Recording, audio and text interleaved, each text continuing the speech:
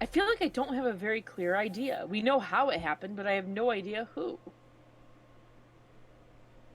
Oh, it's time for the trial. Yeah. Fuck.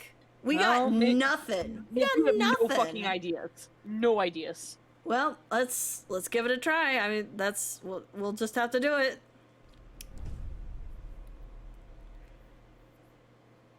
Once again, Falcon and Sparrowson find themselves waiting outside the doors of the Tribunal des Grandes Instances. Are you feeling nervous, Falcon? Actually, yes. Yeah. Of course I'm nervous. What have we learned about Prince Juan? What do we know about the real murderer? Nothing. Easy there, Falcon. We can do this.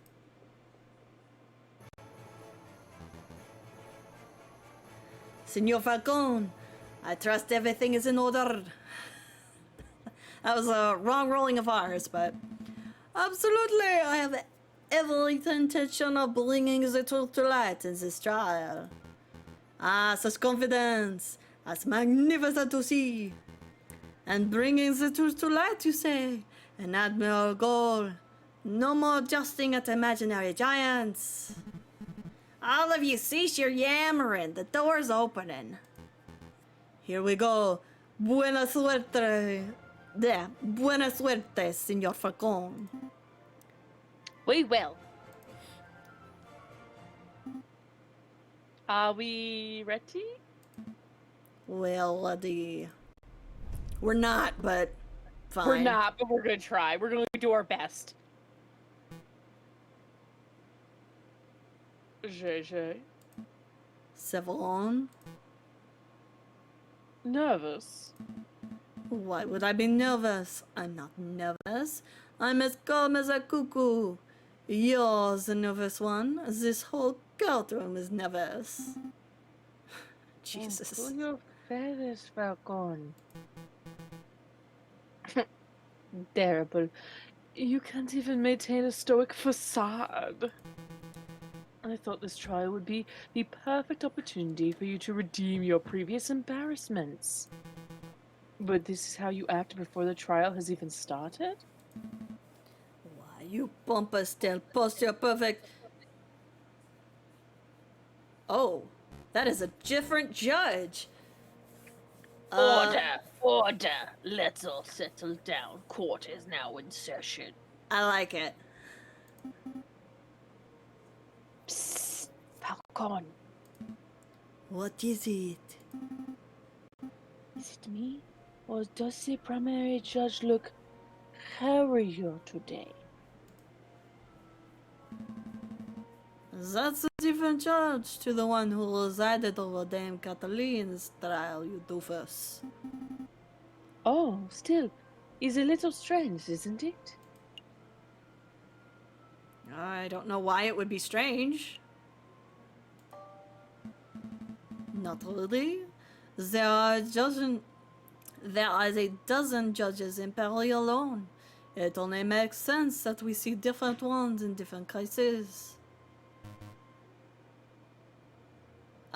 Okay, I'll do this. Excuse me, Your Honor. I was under the impression that Judge Maxime would be residing over this case. Where is he?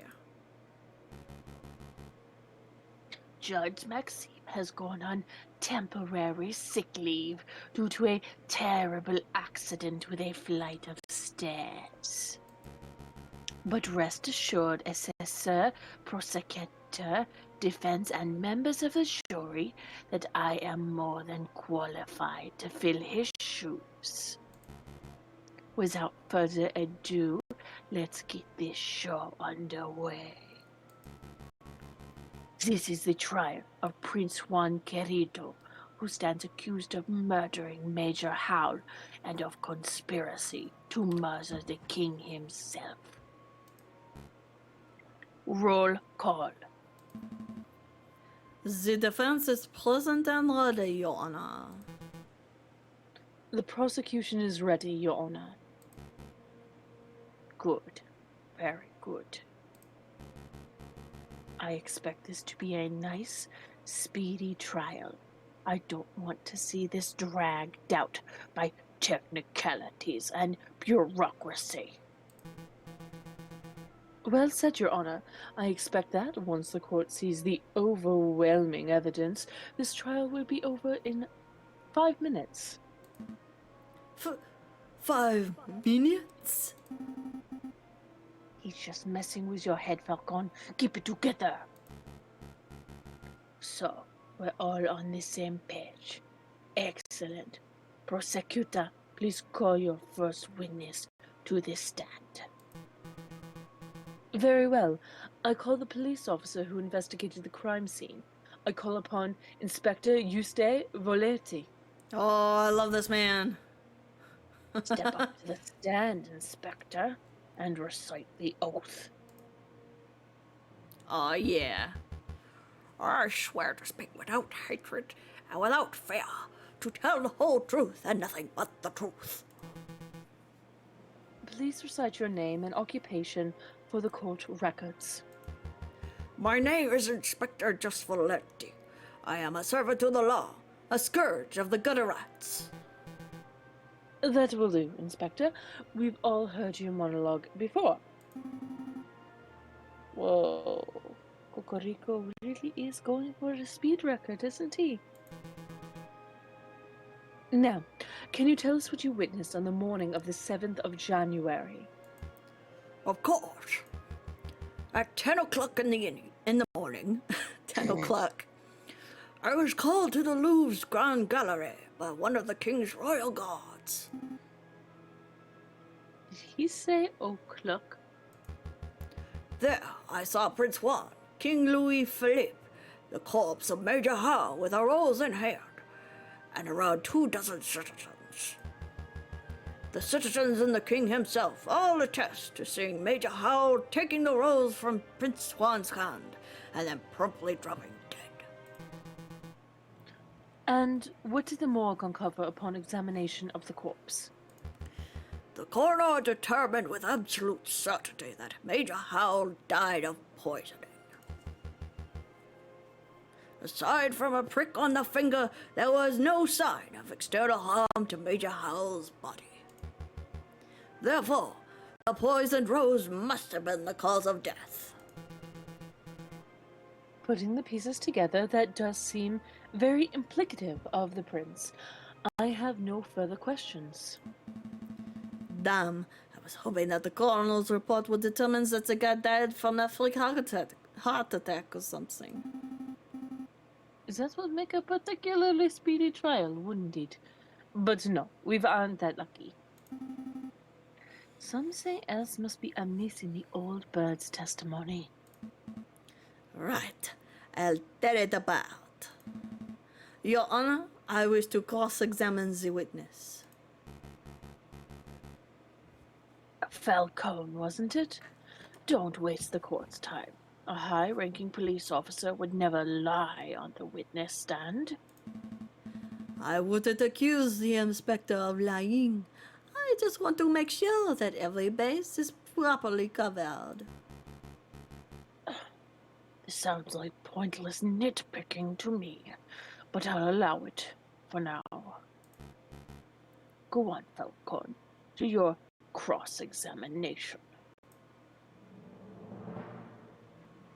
Okay. At 10 o'clock in the morning, Major Howell, 24 citizens.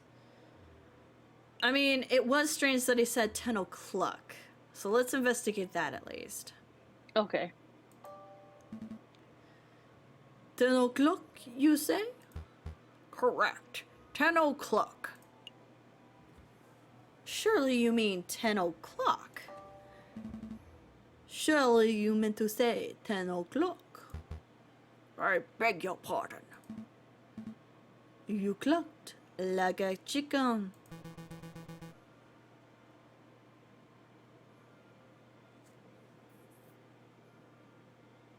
Lily? Oh, sorry. JJ, do you really want to kick off this trial by picking on petty pronunciation peculiarities? Absolutely, because I had nothing else. I would have maybe guessed on the poison, but maybe they could have revealed what poison it was. Let's see if we can get another bite at that apple. Yes, absolutely. Why was the inspector choose to say 10 o'clock rather than 10 o'clock? Really, not. This is a ridiculous thing to pick up upon. Yes, JJ, us roosters have been known to cluck on occasion. It's a habit. Get over it. This is blatant time wasting. Ah, fuck. Damn. You've All lost right. a little favor with the jury. Do you have another question for Inspector Valerte's arrival of 10 o'clock? No. Let's try questioning the poisoning, because maybe it'll reveal what he was poisoned with. Okay. Inspector, you say that the coroner determined with certainty that Major Hal was killed by poison. Yes, he stated the signs and symptoms were textbook. There is no possibility that his death was natural. What kind of poison was it? Did the coroner mention specifically what kind of poison it was? He was not certain. At first, the coroner posited that it was a plant-borne poison like that of the aconite flower. But when he learned how fast the poison had taken effect, he noted that this was atypical of aconite. Consequently, he suggested that it may have been some newly engineered concoction. A newly engineered poison, you say? Well, that only reaffirms that this is a very deliberate assassination attempt. Indeed. Yes, I think we do. Let's say how to try to get them to question how it could have been introduced into a system, and then we can maybe show the candy bar as evidence. We'll try. How exactly was Major Hal poisoned? What was the delivery mechanism? His finger was pricked by the poisoned rose. He even commented out loud about it seconds before dying. All 22 citizens who witnessed the murder attested to seeing and hearing this. Is there any possibility that he was poisoned by something else? What an absurd thing to ask, JJ. You just heard that 22 people saw the victim prick his finger and die. What are you suggesting? That the pricked finger had no relation to the poisoning? Yeah. Yeah. That's exactly what I'm saying. I don't doubt that Major Hal was poisoned, but I do doubt that the rose was the cause. Unbelievable. Only a total buffoon would fail to draw the blatant link here. JJ, as tempting as it is to sit here and lecture you on the basics of cause and effect, I'll end this discussion painlessly. Inspector, please tell the fence that you found traces of poison on the thorns of the rose itself. That should alleviate all doubt that the rose was, in fact, the poison delivery mechanism. Actually, I can't tell him that. Mm-hmm.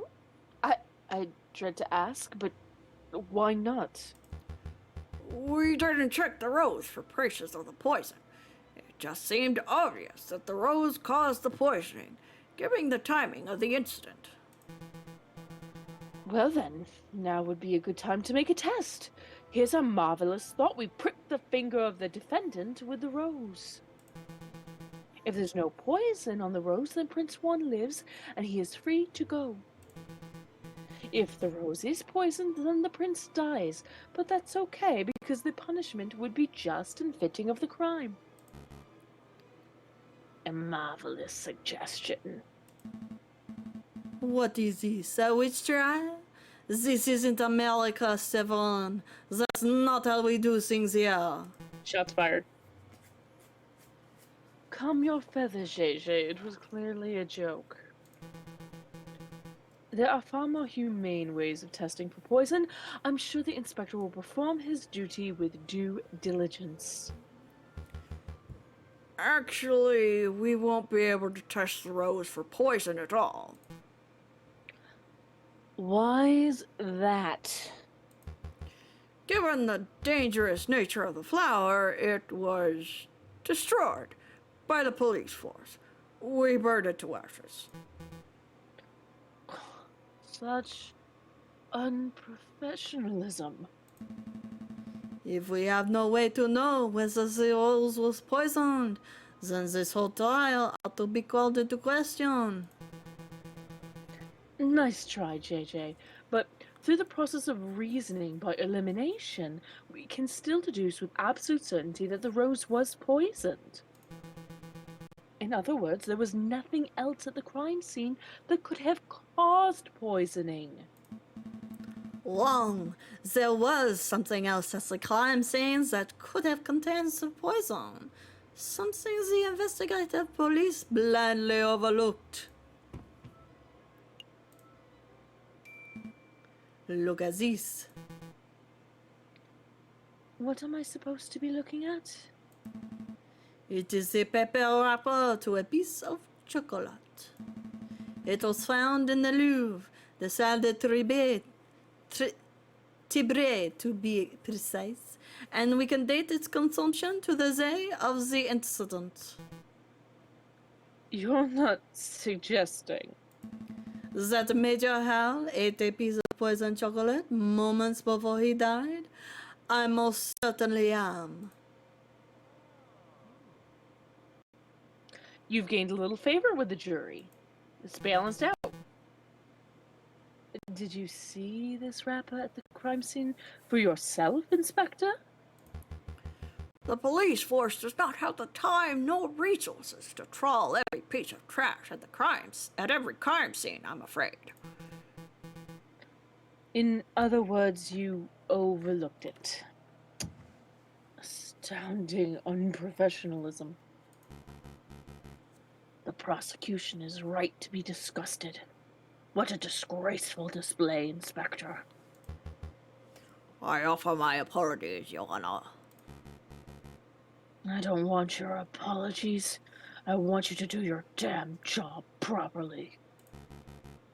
Get off the witness podium before I kick you off myself. As you wish. I'll take my leave. Until next time, messieurs. So let me get this straight. This chocolate wrapper was found at the crime scene. Correct. And you have reason to believe that it was consumed on the day of the incident? I do. I have an expert food tasting witness who is willing to testify if need be. You have a foodie witness? I don't recall anyone. Who on earth are you talking about, Falcon? Oh, I see. But do you know for certain that Major Howe consumed this chocolate? Well, that is a fact we are still investigating. I see. And do you have evidence that this chocolate was in fact poisoned? Again, that is something that may require a little more time to definitively prove. So then, in actuality, you do not have evidence that Major Howe consumed some poisoned chocolate. Instead, you have a solitary piece of rubbish that you pluck straight out of the gutter. That's weak, even for you, JJ.